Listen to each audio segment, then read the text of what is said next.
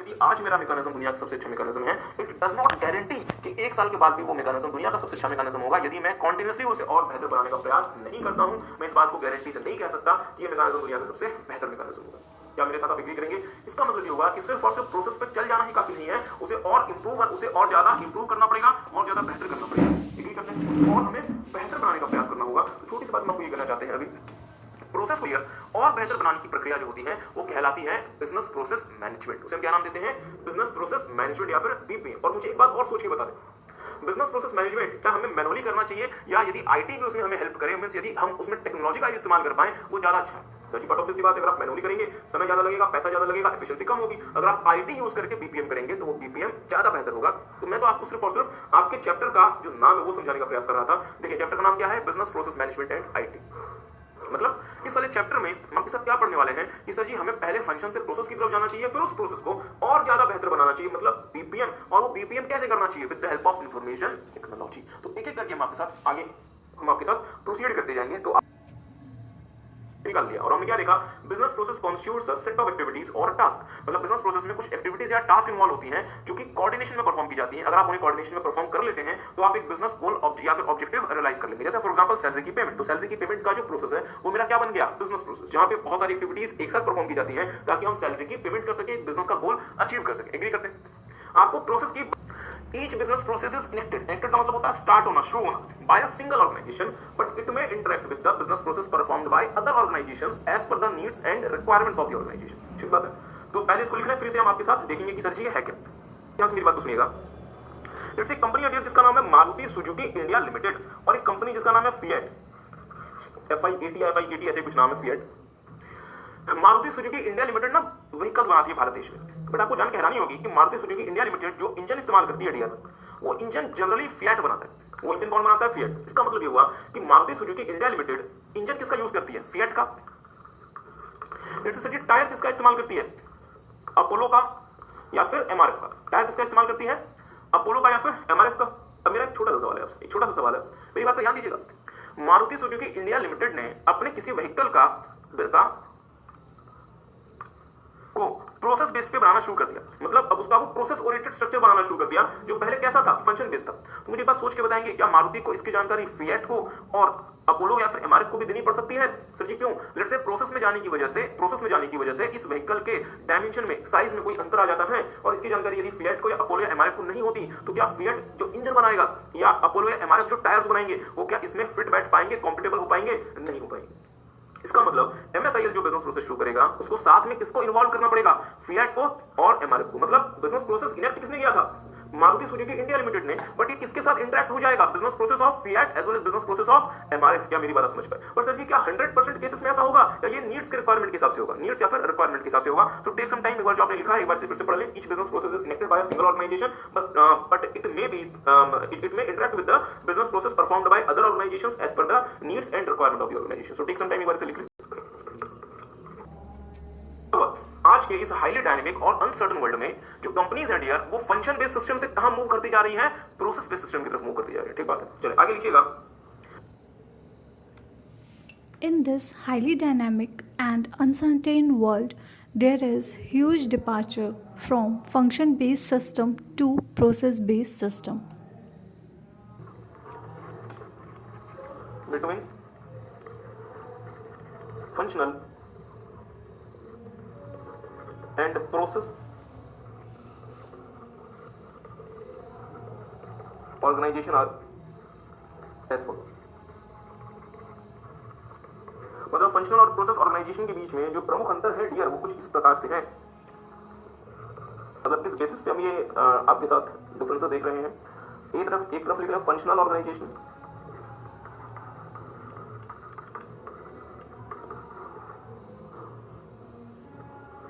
और दूसरी तरफ देख लें प्रोसेस ऑर्गेनाइजेशन।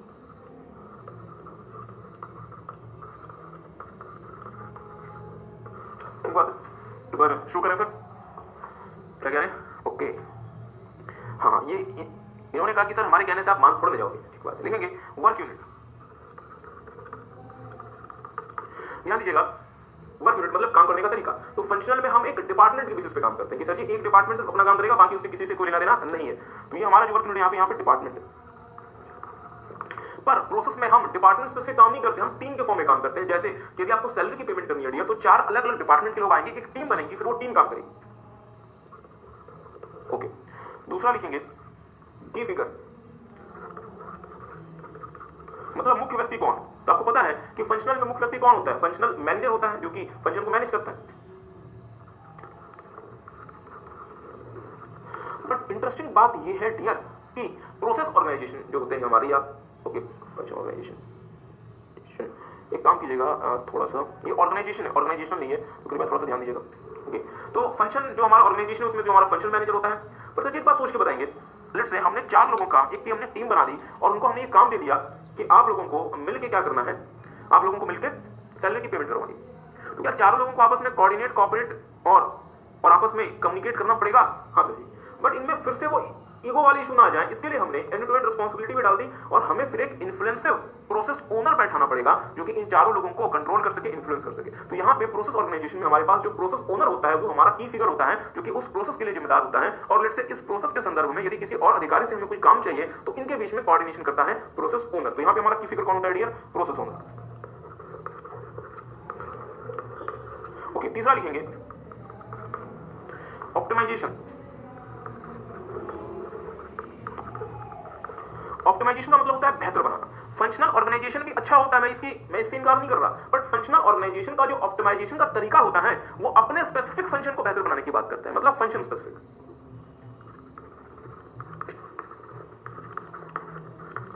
बट डियर, क्या सिर्फ एक आध फंक्शन को बेहतर बना के कंपनी अच्छा परफॉर्म कर सकती है? नहीं, कंपनी को तो पूरे के पूरे प्रोसेस को बेहतर बनाना पड़ेगा। तो प्रोसेस ऑर्गेनाइजेशन में जो हमारा जो ऑप्टिमाइजेशन होता है वो होता है प्रोसेस स्पेसिफिक। ये कैसा होता है? Process specific. ओके, 4th लिखेंगे कोऑर्डिनेशन। अब मेरी बात पे थोड़ा सा ध्यान दीजिएगा। फंक्शनल ऑर्गेनाइजेशन में जितने भी हमारे लोग होते हैं क्योंकि वो आपस में पीयर्स होते हैं और persons of the same standing होते हैं, इसकी वजह से उनके बीच में कोऑर्डिनेशन बनाना और कंटिन्यू करना इतना आसान नहीं होता। तो लिखेंगे डिफिकल्ट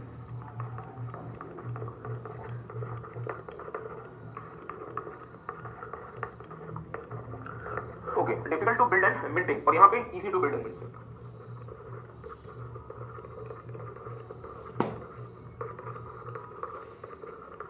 ओके, 5th पॉइंट लिखेंगे बेनिफिट्स।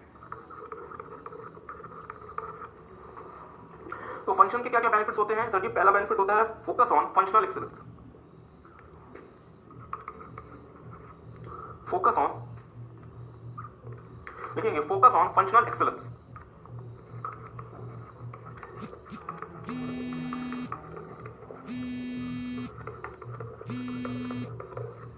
दूसरा इसका बेनिफिट होता है इजी टू अंडरस्टैंड,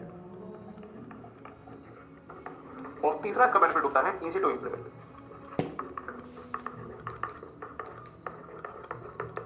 ओके, मतलब सर जी फोकस फंक्शनल एक्सीलेंस पे हमारा फोकस होता है, मींस प्रोडक्शन डिपार्टमेंट अपने स्पेसिफिक टास्क को जितना बेहतर हो सके उसे उतना बेहतर बनाने पे काम पे मतलब वर्क करेगा। समझना आसान होता है, इंप्लीमेंट करना आसान होता है। और हमारे प्रोसेस में क्या क्या बेनिफिट्स होते हैं? पहला लिखेंगे focus on end to end responsibility. ये सबसे महत्वपूर्ण होता है dear, focus on end to end responsibility. दूसरा लिखेंगे इंप्रूव्ड, मतलब अलग अलग लोगों के बीच जो कम्युनिकेशन और आपस में उनके कोलैबोरेशन है जो कि फंक्शन में जरा सा मुश्किल हो जाया करता था, अब वो यहाँ पे बहुत आसानी से हो जाता है। और आपस में कम्युनिकेशन, कोऑर्डिनेशन और कोलैबोरेशन के बेहतर हो जाने की वजह से ये ज्यादा रिस्पॉन्सिव होता है मार्केट में होने वाले बदलावों को लेकर। तो आगे पॉइंट लिखेंगे more responsive to market changes. ये क्या है? मार्केट में होने वाले बदलावों को लेकर ज्यादा रिस्पॉन्सिव है, मतलब कम समय में आप मार्केट में होने वाले बदलावों को रिस्पॉन्ड कर सकते हैं यदि आप प्रोसेस ओरिएंटेड स्ट्रक्चर को फॉलो करते हैं। छठा पॉइंट लिख लें वीकनेसेस। ओके, तो मेरी बात पे ध्यान दीजिएगा, जो प्रोसेस का एडवांटेज है वो फंक्शन का वीकनेस है। तो लिखेंगे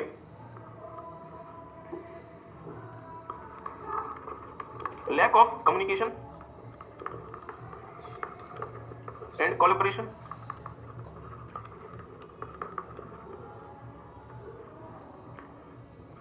less responsive to market changes, और आखिरी लिख लें, लास्ट में लिख लें lack of end to end focus. Lack of end to end focus मतलब यहाँ पे एंड टू एंड फोकस नहीं होता, हर एक व्यक्ति सिर्फ अपने स्पेसिफिक टास्क पे काम कर रहा होता है। ओके, पर इसका मतलब ये नहीं कि सर जो प्रोसेस में वीकनेस नहीं है, प्रोसेस में भी वीकनेस है। वो वीकनेस क्या क्या है, पहला लिख लेंगे could become complex and difficult. Could become complex and difficult मतलब सर ये कॉम्प्लेक्स हो सकता है और डिफिकल्ट बन सकता है। ओके, सेकंड लिखेंगे duplication of functional expertise.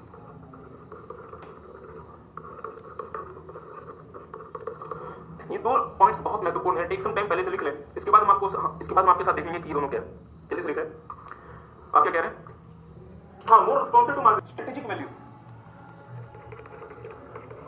Strategic value लिखेंगे कॉस्ट। ओके, लिखेंगे supports cost leadership strategy.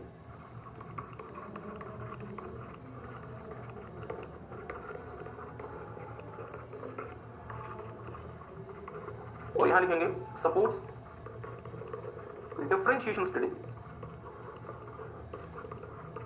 Supports differentiation strategy. Strategy हमारे पास हो सकती है कॉस्ट लीडरशिप की हो सकती है कि डिफरेंशिएशन नेचर की हो, जो कि माइकल पॉटर ने हमें दी हुई है। ये आप डिटेल में देखेंगे स्ट्रेटेजिक मैनेजमेंट में।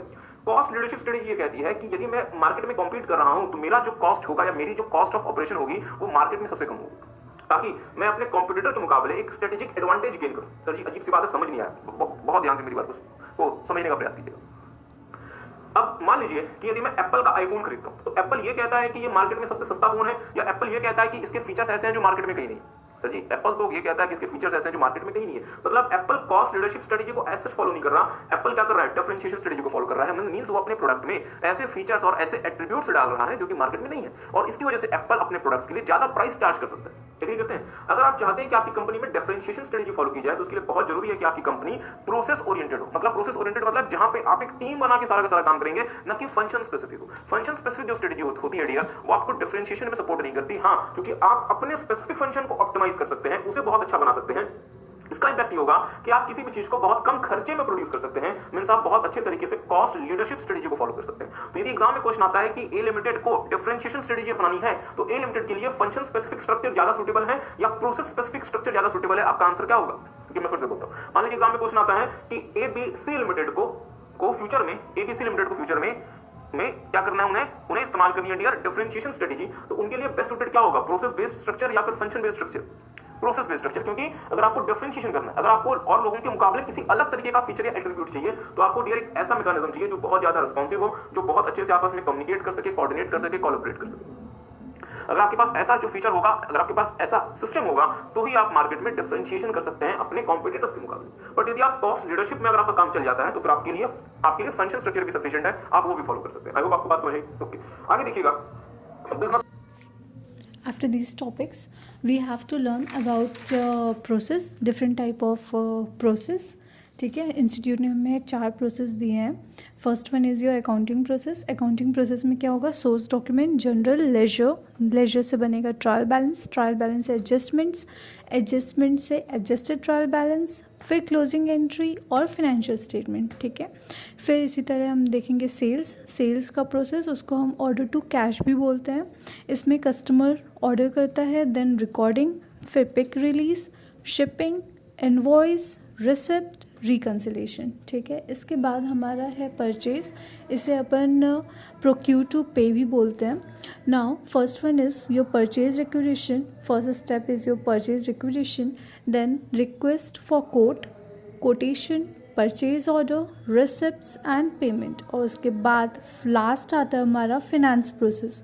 फिनेंस प्रोसेस में financial planning, resource allocation, operation and monitoring, and last one is evaluation, analysis and reporting. इसका डिटेल्ड वीडियो ऑलरेडी अपलोडेड है, सो काइंडली रेफर दैट।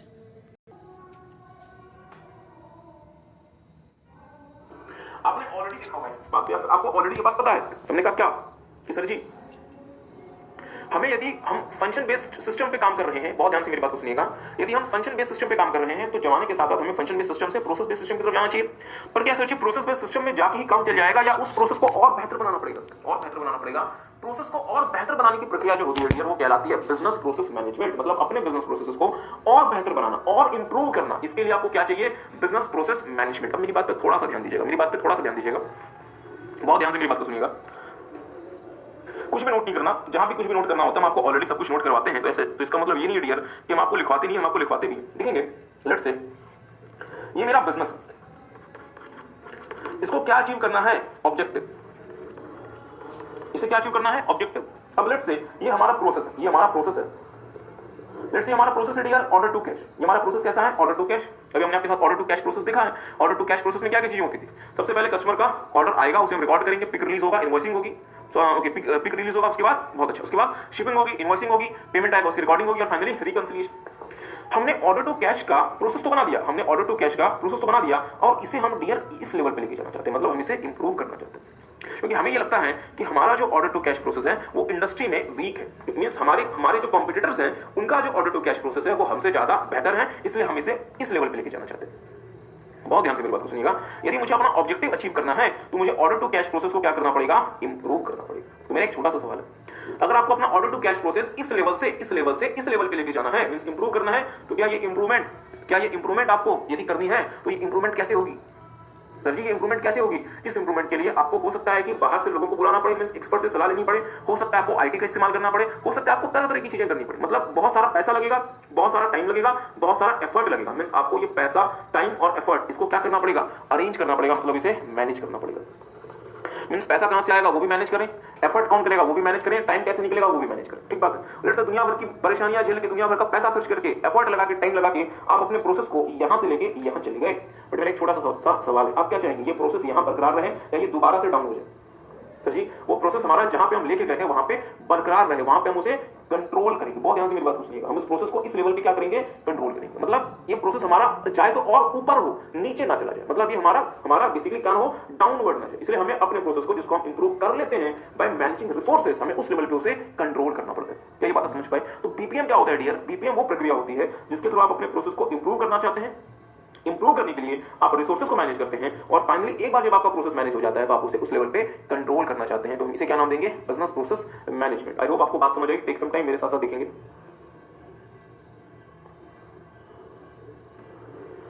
मेरे साथ साथ देखेंगे सारे बच्चे, ओके मेरे साथ साथ देखेंगे।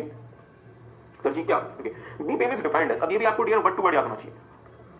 BPM is defined as the achievement of organization's objective, company के उद्देश्यों को पूरा करना। बट सर जी कंपनी के उद्देश्यों को हम कैसे पूरा कर सकते हैं? क्या हम ईश्वर से भजन कीर्तन में लग जाएं? चले अगर हम ईश्वर के भजन कीर्तन में लग गए, ईश्वर हमें प्रकट होकर आशीर्वाद देते हैं और कहते हैं कि बेटा बस क्या करो, अपने एग्जिस्टिंग प्रोसेस को इंप्रूव करो, इंप्रूव करने के लिए रिसोर्सेज को मैनेज करो और उसे वहां पे कंट्रोल करो। एग्री करते हैं? Means business process management is defined as the achievement of organizations objective through the improvement, management and control of, एक वर्ड यहां पे आया है एसेंशियल, एक बार इस वर्ड को छोड़ दें, ऑफ बिजनेस प्रोसेस। मींस अपने बिजनेस प्रोसेस को इंप्रूव करना, उसे वहां पे मैनेज, उसके लिए रिसोर्सेज का मैनेजमेंट करना और फाइनली एक बार अगर आपका प्रोसेस इंप्रूव हो गया तो उसे कंट्रोल करने का जो मैकेनिज्म है वो क्या कहलाएगा, बिजनेस प्रोसेस मैनेजमेंट। बट मेरा एक छोटा सा सवाल आपसे, मेरा एक छोटा सा सवाल, आप सारे बच्चों ने एफएम पढ़ा होगा, एग्री करते हैं?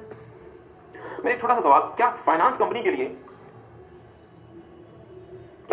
के लिए एक इंपॉर्टेंट रिसोर्स होता है? हाँ सर जी, फाइनेंस तो कंपनी का लाइफ ब्लड होता है। तो क्या मेरे पास अबंडेंट फाइनेंस अवेलेबल है या मेरे पास बहुत लिमिटेड पैसा अवेलेबल है? सर जी कंपनी के पास जनरली लिमिटेड पैसा अवेलेबल है। मैं क्या चाहता हूं, मैं ये चाहता हूं कि मैं अपने सारे प्रोसेस को बेहतर करता जाऊं, पर मुझे पहले 3 प्रोसेस को बेहतर करना चाहिए जिसका मेरी कंपनी को ज्यादा फायदा होगा। तो क्या सर जी ये भेदभाव नहीं हो गया? मैं मानता हूं ये भेदभाव हो गया और मैं क्या चाहता हूं कि मैं सारे प्रोसेस को बेहतर बनाऊं, बट क्या सारे प्रोसेस को बेहतर बनाने के चक्कर में क्या मैं बहुत लंबा चौड़ा कर्जा ले लूं, अपने एसेट्स बेच दूं?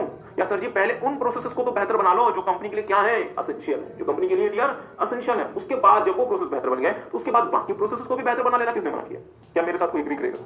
तो मेरे साथ साथ एक बार बीपीएम की डेफिनेशन को फिर से देखें। BPM is defined as the achievement of organizations objective through 3 बातें याद रखनी, IMC, improvement, management and control of essential business process की डियर हम चाहते हैं, हमारी दिली ख्वाहिश है, हम चाहते हैं कि सारे बिजनेस प्रोसेस को बेहतर बनाएं, बट इसके लिए जेब में पैसा भी तो होना चाहिए। जेब में पैसा भी तो होना चाहिए, और अगर पैसा है तो क्या उसे अननेसेसरली प्रोसेस को बेहतर बनाने के चक्कर में खर्च कर दें? नहीं सर जी, क्योंकि उस पैसे से मशीनें भी खरीदनी पड़ेंगी, रॉ मटेरियल भी खरीदना पड़ेगा, मार्केटिंग भी करनी पड़ेगी, स्टाफ की सैलरी भी देनी पड़ेगी, there are lot of things. तो इसलिए पहले किन प्रोसेस को बेहतर बनाओ जो कि कंपनी के लिए एसेंशियल है, और एसेंशियल क्यों है? ताकि हम अपना बिजनेस का ऑब्जेक्टिव अचीव कर सकें। आई होप आपको बात समझ आ रही है। ठीक है, तो मेरे साथ साथ आपने एक काम करें, एक बार फिर से देखें। ओके, मेरी बात पे डियर थोड़ा सा ध्यान दीजिएगा। हमें आपके साथ बीपीएम में डियर 4-5 बहुत महत्वपूर्ण बातें देखनी है। इसमें से एक है प्रिंसिपल। हमने आपके साथ बीपीएम का मीनिंग ऑलरेडी देख लिया, फिर हम आपके साथ देखेंगे बीपीएम का principle, then we will see BPM के प्रैक्टिसेस, फिर हम देखेंगे बीपीएम का लाइफ साइकिल, फिर हम देखेंगे बीपीएम का क्या कंपनी को फायदा होता है। मींस देयर आर बहुत मतलब there are various things we will see with you guys about BPM. अब लेट्स से आप एक चार्टर्ड अकाउंटेंट हैं, आपको समझ आया कि प्रोसेस कितना महत्वपूर्ण है। आपने अपने क्लाइंट को समझाना है कि सर जी बीपीएम कर लो, तो आप उन्हें कैसे समझाएंगे? आप उन्हें कैसे समझाएंगे? सबसे पहली बात आप उन्हें क्या समझाएंगे? First, process are the assets for the organization. सबसे पहली बात आप अपने क्लाइंट को क्या समझाएंगे? Process are the assets for the organization. कि सर जी, क्लाइंट जी, आपका जो प्रोसेस होता है वो आपकी कंपनी के लिए एसेट होता है। तो मेरा एक छोटा सा सवाल मैं आपसे पूछ लूं, क्या ये एसेट मैं अपनी बैलेंस शीट के एसेट साइड में डाल दूं? क्या ये एसेट मैं अपनी बैलेंस शीट के एसेट साइड में डाल दूं प्रोसेस को? नहीं। या फिर हाँ, मैं प्रोसेस को एज अ एसेट अपनी बैलेंस शीट में डाल सकता हूं या फिर नहीं डाल सकता? ओके, तो मुझे बताया फिर प्रोसेस एसेट होता है, इसका मीनिंग क्या होगा? व्हाट इट मींस, इसका मतलब क्या होगा? चलिए एक छोटा सा एग्जांपल मेरे साथ साथ देखिएगा, एक छोटा सा एग्जांपल। लेट्स से डियर, दो कंपनीज हैं जिसका हम कंपैरिजन करते हैं। One is Flipkart, another is Amazon. Flipkart का भी प्रोसेस है ऑर्डर टू कैश और अमेजॉन का भी प्रोसेस है ऑर्डर टू कैश। दोनों में ऑर्डर टू कैश का मैकेनिज्म मुझे बताएंगे। यदि फ्लिपकार्ट का जो ऑर्डर टू कैश प्रोसेस है, इस process produces consistent value to customers and has foundation for the process to be improved. मतलब ये हुआ कि अगर आप अपने प्रोसेस को मैनेज करते हैं तो आप कस्टमर को कंसिस्टेंट वैल्यू दे पाएंगे, मतलब लगातार एक ही लेवल पे आप अपने कस्टमर को फायदा दे पाएंगे, और फर्दर आप क्या कर सकते हैं, उस प्रोसेस को इंप्रूव कर सकते हैं। क्लाइंट ने आपकी बात समझ ली, उसने बीपीएम कर दिया, बिजनेस प्रोसेस मैनेजमेंट कर दिया। क्या बीपीएम सिर्फ एक बार कर देना काफी होगा? बहुत ध्यान से मेरी बात को सुनिएगा। मैंने आज बीपीएम करके अपने ऑर्डर टू कैश प्रोसेस को फ्लिपकार्ट ने बहुत अच्छा बना लिया। क्या फ्लिपकार्ट इस बात का दावा कर सकता है कि एक साल के बाद भी उसका ऑर्डर टू कैश प्रोसेस उतना ही अच्छा रहेगा? नहीं सर। क्यों? रीजन क्या है? आपके जो कॉम्पिटिटर्स हैं वो दिन रात आपसे भी ज्यादा अच्छा ऑर्डर टू कैश प्रोसेस बनाने पे काम कर रहे हैं। इसका मतलब एक बार बीपीएम करने से काम नहीं चलेगा। तो थर्ड प्रिंसिपल क्या कहता है? Continuous improvement of process. और अब मुझे बस सोच के बताएंगे, यदि आप अपने क्लाइंट को बार-बार बीपीएम करने के लिए बोलेंगे, क्या वो परेशान नहीं हो जाएगा? हो जाएगा। तो आप उसे बोलेंगे परेशान मत हो, आईटी का इस्तेमाल करो। IT is an essential enabler for BPM, hence organization should make all necessary use of information technology. मैं मानता हूं कि हमने आपको क्या पढ़ाया, आपको कुछ भी समझ नहीं आया होगा। टेक सम टाइम, समझे कुछ नहीं, बस एक बार इसे इन चारों पॉइंट्स को एक बार अच्छे से देख लें। मैं आपकी क्वेरी ले रहा हूं, एक बार इन चारों पॉइंट्स को बहुत ध्यान से देख लें, फिर हम आपके साथ आगे से कंटिन्यू करेंगे। ओके, मुझे बताइए किस चीज की क्वेरी है? सो हियर बीपीएम प्रिंसिपल हमें देखने हैं, बीपीएम के प्रिंसिपल। ठीक है, बीपीएम के टोटल 4 प्रिंसिपल्स होते हैं। पहला प्रिंसिपल ये है कि जो बीपीएम है इज अ प्रोसेस, फिर से बीपीएम प्रिंसिपल देखने हैं हमें। बीपीएम के टोटल 4 प्रिंसिपल है। पहला प्रिंसिपल बोलता है कि जो प्रोसेस है are the assets of the organisation. ठीक है। सेकेंड प्रिंसिपल बोलता है कि a managed process produce consistent value to the customer and has foundation for the process to be improved. Okay, now third principle है कि जो process है वो एक continuous improvement है. Okay, third principle is a continuous improvement of the process, and fourth principle is considered IT, information technology, is an essential enabler for BPM. Hence, organization should make all necessary use of information technology. वो principal मुझे guide करते हैं या मुझे motivate करते हैं कि मुझे बीपीएम की तरफ जाना चाहिए। सबसे पहला बीपीएम का प्रिंसिपल होता है प्रोसेस कंपनी के एसेट्स होते हैं। First principle is process are the assets of for the organization. अगर आप प्रोसेस को मैनेज कर पाते हैं तो आप अपने कस्टमर्स को कंसिस्टेंट वैल्यू दे पाएंगे, और इस मैनेजमेंट की वजह से ही एक फाउंडेशन बिल्ड होगा जिसके ऊपर आप अपने प्रोसेस को उसके बाद इंप्रूव भी कर सकते हैं। Means a managed process produces consistent value to the customers and has foundation for the process to be improved. मतलब इसके दो फायदे हुए। पहला क्या फायदा हुआ? कस्टमर को कंसिस्टेंट वैल्यू मिल सकती है, और दूसरा फायदा क्या हुआ कि आप फर्दर उसे इंप्रूव कर सकते हैं। उस फाउंडेशन जो आपको मिलेगी उस पर आप फर्दर अपने प्रोसेस को इंप्रूव कर सकते हैं। इन दो बातों को सुन के आपका क्लाइंट मोटिवेट हो गया, बीपीएम करवा लिया। क्या एक बार बीपीएम करवाने से काम चल गया? नहीं सर जी। उसके बाद हम उसे क्या समझाएंगे? Third principal is continuous improvement of process, कि सर जी बार बार बीपीएम करो। वो बोलेगा कि सीए साहब ये बार बार प्रोसेस को इंप्रूव करना तो बहुत मेहनत का और बहुत मुश्किल काम है। हमने कहा कि ठीक बात है, अगर आप मैनुअली करेंगे तो बहुत मुश्किल होगा, तो एक काम करें। Fourth principle is information technology is an essential enabler for BPM, hence company should make all necessary use of information technology। मतलब जो आपका information technology है डियर, वो BPM का essential enabler है। मतलब अगर BPM आपको करना है तो IT बहुत बड़ा रोल प्ले करता है, और IT का इस्तेमाल करें ताकि आप बेहतर तरीके से BPM कर पाएं, और जितना भी नेसेसरी IT का इस्तेमाल होता है वो इस्तेमाल करके BPM करें। सो टेक सम टाइम, दोबारा से 4 प्रिंसिपल्स को देखें BPM की तरफ जाने के लिए। बट BPM की तरफ मैं चला गया तो मैं बीपीएम में क्या करूं, क्या काम करूं ताकि बीपीएम हो जाए, मींस मैं बीपीएम को परफॉर्म कर पाऊं, तो उसे हम नाम देते हैं बीपीएम प्रैक्टिसेस। तो ध्यान से मेरी बात को सुनिएगा, बीपीएम प्रैक्टिसेस में क्या क्या चीजें आती हैं ध्यान दीजिएगा। Some of the practices under BPM are, सबसे पहला प्रोसेस ओरिएंटेड ऑर्गेनाइजेशन स्ट्रक्चर। मतलब कंपनी, कौन सी कंपनी बीपीएम कर सकती है, जो फंक्शन बेस्ड हो या जो प्रोसेस बेस्ड हो। सर ये प्रोसेस बेस्ड हो, क्योंकि बीपीएम क्या होता है, उस प्रोसेस को और ज्यादा बेहतर बनाने की प्रक्रिया बीपीएम कहलाती है। क्या किसी को बात समझ आ रही है? चलिए एक क्वेश्चन पूछ लो फिर वीडियो वाले बच्चों से भी। Organization structure. Entity should adopt process-oriented structure. BPM identifies 3 types of process-oriented structure, namely process organization, case management organization, and horizontal process management organization. मेरी बात क्लियर, थोड़ा सा ध्यान दीजिएगा, क्योंकि अब आपके पास MCQ आ गया है, इसलिए MCQ में इंस्टीट्यूट के पास बहुत सारे क्वेश्चंस का लिवरेज आ गया। आपको सिर्फ ये ध्यान रखना है कि हमारा जो प्रोसेस ओरिएंटेड स्ट्रक्चर हो सकता है वो 3 प्रकार का हो सकता है। पहला कहलाता है प्रोसेस ऑर्गेनाइजेशन, दूसरा कहलाता है केस मैनेजमेंट ऑर्गेनाइजेशन, और तीसरा कहलाता है हॉरिजॉन्टल प्रोसेस मैनेजमेंट ऑर्गेनाइजेशन। इसका सिर्फ आपको नाम पता होना चाहिए, इसके मीनिंग को तो खैर न तो कभी आप समझ सकते हैं और इसका कोई यूज है, क्योंकि ये बहुत ज्यादा टेक्निकल चीजें हैं। सिर्फ ये 3 नाम याद रखें, क्या क्या, प्रोसेस ऑर्गेनाइजेशन, दूसरा केस मैनेजमेंट ऑर्गेनाइजेशन, और तीसरा हॉरिजॉन्टल प्रोसेस मैनेजमेंट ऑर्गेनाइजेशन। मतलब 3 प्रकार के प्रोसेस स्ट्रक्चर कंपनी में हो सकते हैं। पहला process organization, case management organization, और तीसरा हॉरिजॉन्टल प्रोसेस मैनेजमेंट ऑर्गेनाइजेशन। ठीक बात। ओके, दूसरा अपॉइंट प्रोसेस ओनर। दूसरा स्टेप आपको क्या लेना पड़ेगा, दूसरी प्रैक्टिस क्या है, अपॉइंट प्रोसेस ओनर। और आपको पता है डियर, प्रोसेस ओनर वो व्यक्ति होता है जो इस पूरे प्रोसेस के लिए जिम्मेदार होता है। और प्रोसेस ओनर को क्या करना पड़ेगा, लेट्स से याद करें जो हमने आपको एग्जांपल दिया था सैलरी की पेमेंट का, याद है किसी को सैलरी पेमेंट का एग्जांपल? हाँ सर जी, क्या क्या उसमें कौन कौन से लोग थे, उसमें हमारे लोग कौन कौन से थे? एक हमारा था उसमें अकाउंट्स का व्यक्ति, टाइम कीपिंग का, ह्यूमन रिसोर्स का, और फाइनेंस का। अभी 4 लोगों को आपस में क्या करना पड़ेगा, कोऑर्डिनेशन, कम्युनिकेशन और आपस में कोलैबोरेशन। तो हमने इनके ऊपर क्या बैठाया, प्रोसेस ओनर। और प्रोसेस ओनर वो व्यक्ति होगा जो इंश्योर करेगा कि लोग आपस में प्रॉपर तरीके से कोऑर्डिनेट करेंगे, कम्युनिकेट करेंगे, कोलैबोरेट करेंगे, और प्रोसेस ओनर इनको इन्फ्लुएंस कर सकता है ताकि ये लोग सही प्रकार से अपना काम करें, नहीं तो अदरवाइज चारों के चारों लोग क्या हो जाएंगे, रेस्पॉन्सिबल हो जाएंगे। तो हमें प्रोसेस ओनर अपॉइंट करना पड़ेगा जो इस बात को इंश्योर करेगा कि आपका जो प्रोसेस है वो सही तरीके से काम कर रहा है या नहीं कर रहा। तो मेरे साथ साथ देखेंगे अपॉइंट प्रोसेस ओनर, बहुत ध्यान से। Process owner designs, deploys and improves the process and is responsible for influencing functional workers and functional heads on how best to perform function associated with the process। बहुत ध्यान से, बहुत ध्यान से। मैं मानता हूँ ये जो लैंग्वेज है ये बहुत अच्छी लैंग्वेज है, मतलब ये मान हमने स्टडी मैट की लैंग्वेज एज इट इज रखी हुई है। प्रोसेस ओनर डियर वो लोग होते हैं, क्योंकि देखिए इंस्टीट्यूट क्या करता है, इंस्टीट्यूट आपसे प्रोसेस ओनर की डेफिनेशन पूछ लेता है, क्या कर सकते हैं बताएं। प्रोसेस ओनर वो लोग होते हैं जो प्रोसेस को डिजाइन करने का काम करते हैं, उसके बाद जो प्रोसेस बनाया, जो प्रोसेस उन्होंने क्या कर दिया, डिजाइन कर दिया, उसे क्या करते हैं, डिप्लॉय करते हैं, मींस इस्तेमाल में लेकर आते हैं, और उसे इंप्रूव करते हैं, और इज रिस्पांसिबल फॉर इन्फ्लुएंसिंग, ध्यान दीजिएगा, इन्फ्लुएंसिंग फंक्शनल वर्कर। मतलब हर उस फंक्शन का जिसके लिए उस प्रोसेस में रिक्वायरमेंट है उसके लोगों को और उसके मैनेजर्स को इन्फ्लुएंस करते हैं कि सर जी आप लोग अपने हिस्से का या आप लोग उस प्रोसेस में किस तरीके से बेहतर तरीके से काम कर सकते हैं ताकि हमारा जो प्रोसेस है वो अपना टास्क पूरा कर ले। ध्यान दीजिएगा, the process owners are assigned to the core process. मतलब जितने भी आपके महत्वपूर्ण प्रोसेस हैं, अगर हर किसी में प्रोसेस ओनर आप नहीं बैठा सकते हैं तो कम से कम उन प्रोसेसेस में प्रोसेस ओनर बैठा दें जिसका कोर प्रोसेस होना है। ओके, मतलब जो कोर प्रोसेस है या फिर जो एसेंशियल प्रोसेस है। क्या मेरी बात पे कोई ध्यान देगा?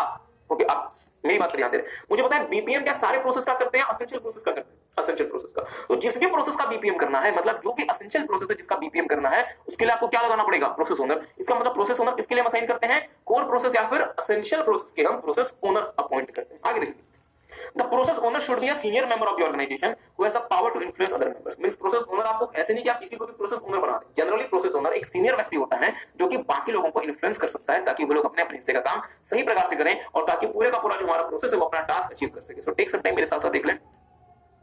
प्रोसेस ओनर वो लोग होते हैं डियर जो कि हमारे प्रोसेस को डिजाइन करते हैं, डिप्लॉय करते हैं, इंप्रूव करते हैं और रिस्पॉन्सिबल होते हैं फंक्शनल वर्कर्स को और फंक्शनल हेड्स को इन्फ्लुएंस करने के लिए कि आप लोग किस तरीके से प्रोसेस में बेहतर तरीके से काम कर सकते हैं। प्रोसेस ओनर्स सारे के सारे कोर प्रोसेसेस का हम प्रोसेस ओनर अपॉइंट करते हैं, सारे के सारे एसेंशियल प्रोसेस के हम प्रोसेस ओनर अपॉइंट करते हैं। और प्रोसेस ओनर जो होते हैं वो जनरली एक सीनियर मेंबर होते हैं जिनके पास पावर टू इन्फ्लुएंस होता है कंपनी के बाकी इंप्लॉइज के ऊपर। ओके, आगे देखिएगा, top down commitment, bottom up execution. बहुत ध्यान से मेरी बात को सुनिएगा। मुझे एक बात बताएंगे, बीपीएम के थ्रू हम क्या लेकर आना चाहते हैं, बेहतरी। बीपीएम के थ्रू डियर हम क्या लेकर आना चाहते हैं, बेहतरी, मींस इंप्रूवमेंट, चेंज। ओके, जब भी कोई चेंज आएगा, जब भी कोई चेंज आएगा, लेट्स से हमें ऑर्गेनाइजेशन में कोई बदलाव, कोई चेंज लेकर आना है, तो ऑर्गेनाइजेशन में जो चीजें जैसे काम कर रही हैं वो चीजें एज इट इज काम करती रहेंगी तो चेंज आएगा, या उन चीजों में परिवर्तन होगा तो चेंज आएगा। सर जी बड़ी अजीब सी बात है, फिर से सुनिएगा। मैंने कहा कि किसी बच्चे को अपने नंबर्स में इंप्रूवमेंट करना, अपने मार्क्स में इंप्रूवमेंट करना है, तो वो बच्चा पहले डेली रूटीन जैसे करता था एज इट इज करे तो उसके मार्क्स इंप्रूव होंगे, या डेली रूटीन में चेंज लेकर आना पड़ेगा तो मार्क्स इंप्रूव होंगे।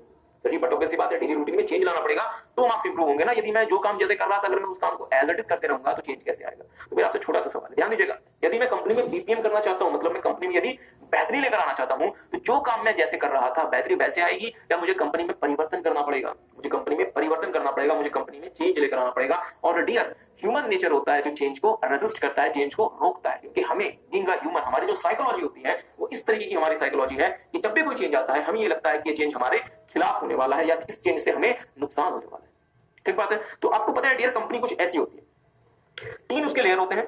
एक कहलाता है टॉप लेयर, दूसरा कहलाता है मिडिल लेयर, और तीसरा कहलाता है डियर बॉटम लेयर। मुझे एक बात बताएंगे, यदि कंपनी को बीपीएम करना है तो किस लेयर को या किस लेवल को बीपीएम करने को बीपीएम इनिशिएट करना पड़ेगा? टॉप लेवल को। मतलब सर जी बीपीएम को कमिट करने के लिए, बीपीएम को करना है, इसके लिए कमिटमेंट किसकी होनी चाहिए? Top level.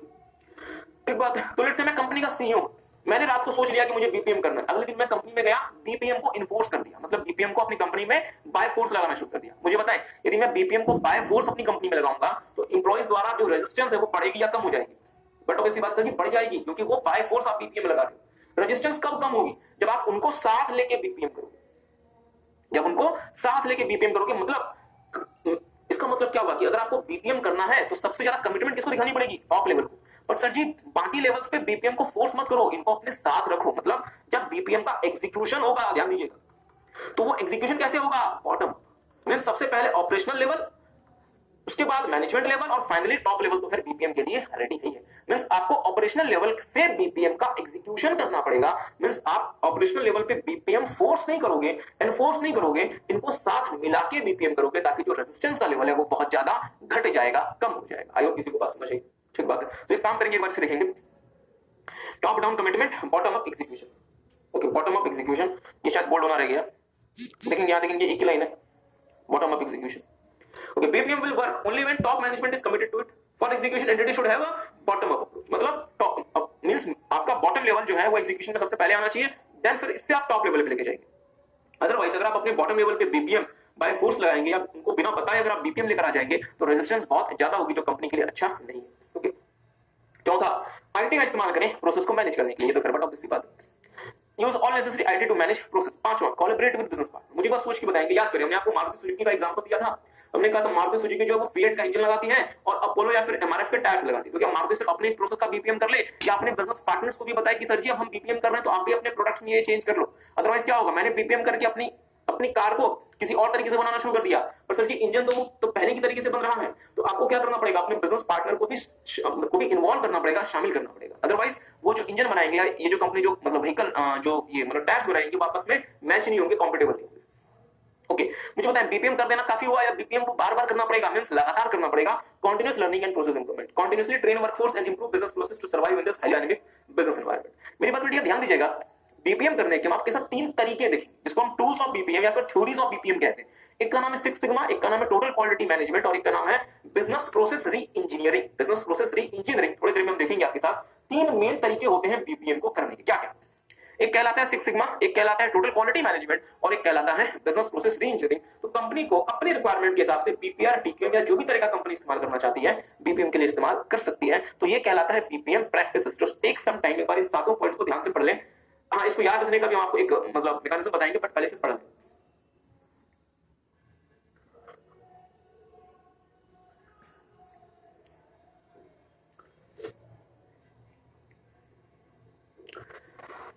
ओके, तो आई होप आप सबने से पढ़ लिया। मेरी बात डियर ध्यान दीजिएगा, बीपीएम प्रैक्टिसेस बहुत महत्वपूर्ण है। इसके पहले मुझे बताएं बीपीएम की 4 एग्जांपल्स में काफी हेल्प करेगा। जो हमारा कीवर्ड है dear, that is Ustad. Okay, USTAD, Tinku and Ustad Chinku practices cricket. तो तो आपको एग्जाम में कैसे याद रखना है, जैसे एग्जाम में क्वेश्चन है बीपीएम प्रैक्टिसेस, आपको क्या याद रखना चाहिए, भारत देश में सबसे ज्यादा प्रैक्टिस क्या होता है, क्रिकेट। तो इसलिए दो उस्ताद, एक का नाम टिंकू, दूसरे का नाम चिंकू, जो दिन भर क्रिकेट की प्रैक्टिस करते रहते थे, means Ustad Tinku and Ustad Chinku practices cricket. So these are the 7 points that will help you guys to remember the BPM practices concept. तो देख लें एक बार।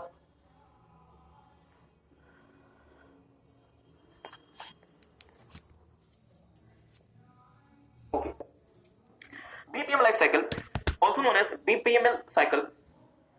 It is a discipline consisting of 5 phases as follows. Analysis. This involves analysis of the current processes, needs and requirements. मतलब current process कैसे काम कर रहा है, क्या क्या खामी है आपकी, क्या जरूरतें हैं, क्या requirements है, हमने उसका एनालिसिस करके उसके बेसिस पे क्या कर दिया, नया प्रोसेस डिजाइन कर दिया। Here we design potential solution to meet needs. मतलब आपकी जो जरूरतें हैं उसको ध्यान में रखते हुए हमने एक नया प्रोसेस को बनाया ताकि आपकी जरूरतों को पूरा किया जा सके। क्यों बनाया, ताकि उसे हम इंप्लीमेंट कर सकें। Here all necessary steps to bring the system into implementation mode are taken. मतलब उसे इंप्लीमेंट करने के लिए अगर आपको कोई मतलब हार्डवेयर चाहिए, सॉफ्टवेयर चाहिए, कोई नया ऑफिस बनवाना है, किस तरीके से आपको उसमें एसी मतलब जो भी कुछ चाहिए आपने वो अरेंज करके उसे इंप्लीमेंट करवा दिया। बट सच्ची इंप्लीमेंट कराने से काम थोड़ा चल जाएगा, उसे क्या करें, उसे रन करके देखिए और मॉनिटर करके देखें। Okay, run and monitor. This involves business process execution और deployment and business process monitoring. मतलब उस बिजनेस प्रोसेस को जो आपने इंप्लीमेंट कर दिया आप उसे एग्जीक्यूट करके देखें, डिप्लॉय करके देखें और उसे प्रॉपर तरीके से मॉनिटर करें कि हमें कैसा रिजल्ट दे रहा है, कैसा रिजल्ट नहीं दे रहा। और फाइनली कॉन्टिन्यूअस बेसिस पे उसका ऑप्टिमाइजेशन। ऑप्टिमाइजेशन का मतलब होता है डियर बेहतर बनाना। This involves continuous optimization and improvement of business process. मतलब जो आपने business process बनाया उसको continuous basis पे उसे optimize करें, उसे improve करें। So take some time एक बार से देख लें। That is known as business process management life cycle, also called BPML cycle. ठीक बात है।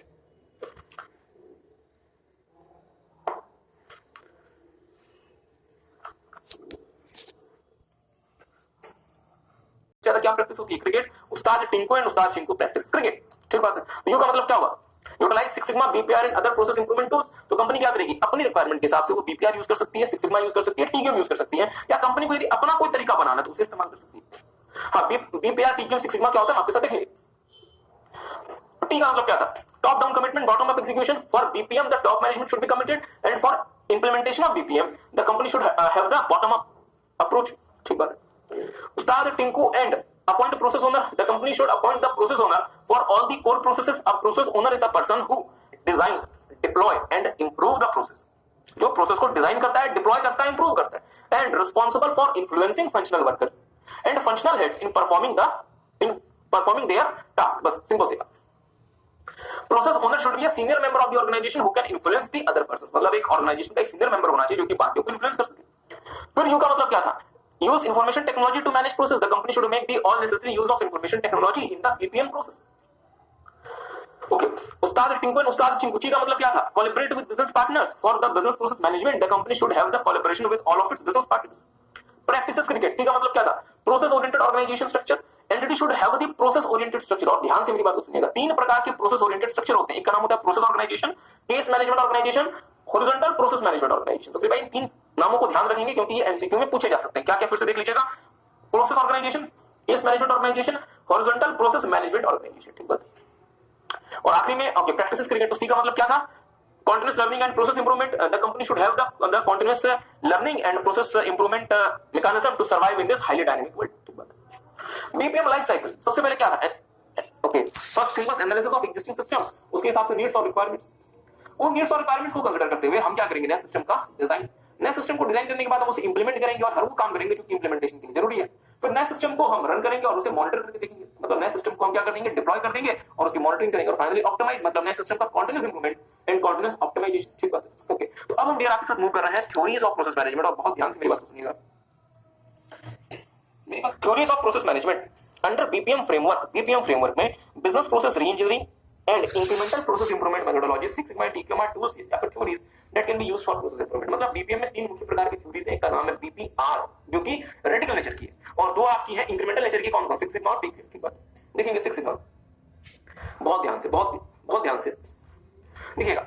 Six sigma consist of set of strategies, techniques and tools for process improvement. मतलब सिक्स सिग्मा में बहुत सारी स्ट्रेटजीज हैं, टेक्निक्स और टूल्स हैं जिसकी वजह से प्रोसेस इंप्रूव होता है। और वो प्रोसेस इतना इंप्रूव होता है ताकि डिफेक्ट हमारा अराइज ना हो, डिफेक्ट जो भी अराइज हो उसे हम आइडेंटिफाई करके रिमूव कर सके। बहुत ध्यान से देखिएगा, six sigma seeks to improve the quality of process output by identifying and removing the causes of defect. मतलब प्रोसेस से जो रिजल्ट आ रहा है, जो माइक्रोचिप प्रोसेस से बन के आई है, वो माइक्रोचिप डिफेक्टिव नहीं होनी चाहिए। और उस माइक्रोचिप को डिफेक्टिव कराने वाले जो भी रीजंस हैं उन रीजंस को खोजो और उन्हें रिमूव कर दो। Means by identifying and removing the causes of defect. बहुत ध्यान से मेरी बात को सुनिए। सिक्स सिग्मा का अल्टीमेट जो डियर फोकस पॉइंट होता है वो आउटपुट साइड पे होता है, मींस आउटपुट से इनपुट की तरफ, आउटपुट से प्रोसेस की तरफ मूव करो। बहुत ध्यान से मेरी बात को सुनिएगा। और टीपीएम का जो ऑब्जेक्टिव होता है वो प्रोसेस से आउटपुट की तरफ होता है। जैसे मैं, अब आप इसे समझ पा रहे हैं या नहीं, आई डोंट नो, मेरी बात पे थोड़ा सा ध्यान दीजिएगा। सिक्स सिग्मा और टीपीएम में मैं आपको एक बुनियादी अंतर बता देता हूं। सिक्स सिग्मा जो होता है वो ये चाहता है कि हमारा जो माइक्रोचिप है it should be defect free, और इसको डिफेक्ट फ्री बनाने के ऑब्जेक्टिव से इंश्योर करो कि आपका जो प्रोसेस है वो कोई भी ऐसा काम ना करे जिससे मेरा माइक्रोचिप डिफेक्ट फ्री हो। मतलब मैं आउटपुट को प्राइम फोकस मानता हूं, क्योंकि मेरा कस्टमर खरीदने क्या वाला है सर जी, फोन, और उस फोन में क्या लगेगा, माइक्रोचिप। अगर वो माइक्रोचिप डिफेक्टिव होगा तो मेरा फोन डिफेक्टिव होगा, और यदि मेरा फोन डिफेक्टिव है तो कस्टमर की सेटिस्फेक्शन गिरती जाएगी। मींस हमें अपना आउटपुट जो है वो डिफेक्ट फ्री रखना है, और उस आउटपुट को डिफेक्ट फ्री रखने के लिए प्रोसेस में जो भी परिवर्तन है वो कर दो। एग्री करते हैं? But on the other hand TQM क्या कहता है? टीक्यूएम कहता है कि अगर आप अपने प्रोसेस को डिफेक्ट फ्री रखेंगे तो आपका जो आउटपुट है वो तो बट ऑब्वियसली बात है क्या रहेगा, डिफेक्ट फ्री रहेगा। मतलब दोनों के अप्रोच में डिफरेंस है। सिक्स सिग्मा आउटपुट को फोकस करके इनपुट की तरफ जा रहा होता है, और टीक्यूएम इनपुट को फोकस करके आउटपुट की तरफ जा रहा होता है। किसी को बात समझ आ रही है? तो मेरे साथ साथ देखेंगे। Six sigma consist of set of studies, techniques and tools for process improvement. अगली लाइन बहुत महत्वपूर्ण है। Six sigma seeks to improve the quality of process output, मतलब प्रोसेस आउट से जो आउटपुट आ रहा है उसकी क्वालिटी को बेहतर बनाएंगे। कैसे? By identifying and removing the causes of defect. हर वो चीज जो कि डिफेक्ट लेकर आ सकती है हमारे प्रोसेस के आउटपुट में, उसे आइडेंटिफाई करके रिमूव करो। आगे देखिएगा। Six sigma strives that 99.99% of the products manufactured are defect free. Six sigma techniques इस बात पे फोकस करती है कि हम 99.99% जो भी हम बनाते हैं वो डिफेक्ट फ्री है। ध्यान दीजिएगा डियर, 100% एक तो प्रैक्टिकली पॉसिबल नहीं है, और दूसरा 100 और सेकंड ये है कि 100% में खर्चा बहुत ज्यादा बढ़ जाएगा, और वो क्यों होगा आपके साथ अभी देखेंगे। आगे देखिएगा। Six sigma puts customer first, मतलब हम कस्टमर पर फोकस करते हैं, और कस्टमर हमारा क्या कहता है कि सर जी हमें बढ़िया फोन चाहिए, और उस बढ़िया फोन के लिए बढ़िया आपके पास क्या होनी चाहिए, माइक्रोचिप, और उस माइक्रोचिप में जो भी डिफेक्ट के मतलब काउज हैं उसको आइडेंटिफाई करके रिमूव करो। सिक्स सिग्मा का जो सबसे पहला प्रायोरिटी क्या होती है, कस्टमर। आगे देखिएगा। Six sigma focuses on improving customer satisfaction, improving quality, reducing wastage और रिड्यूसिंग डिफेक्ट्स। मतलब सिक्स सिग्मा कस्टमर के सेटिस्फैक्शन को बढ़ाएगा। कस्टमर के सेटिस्फैक्शन को कैसे बढ़ाया जा सकता है? जब क्वालिटी अच्छी होगी। क्वालिटी अच्छी कब होगी? जब डिफेक्ट्स कम होंगे, और यदि डिफेक्ट्स कम हो रहे हैं तो वेस्टेज भी आपकी कम होती जाएगी। तो बहुत ध्यान से काम की एक बार से पढ़ लें, फिर इसमें आपके साथ दो तीन छोटी छोटी बातें करेंगे, फिर हम आज की क्लास कवर कर देंगे, हम आगे मूव नहीं करेंगे। सिर्फ आप एक छोटी सी बात बताएंगे कि सिक्स सिग्मा को सिक्स सिग्मा क्यों कहते हैं, इसके बाद फिर हम आज की क्लास कवर करेंगे।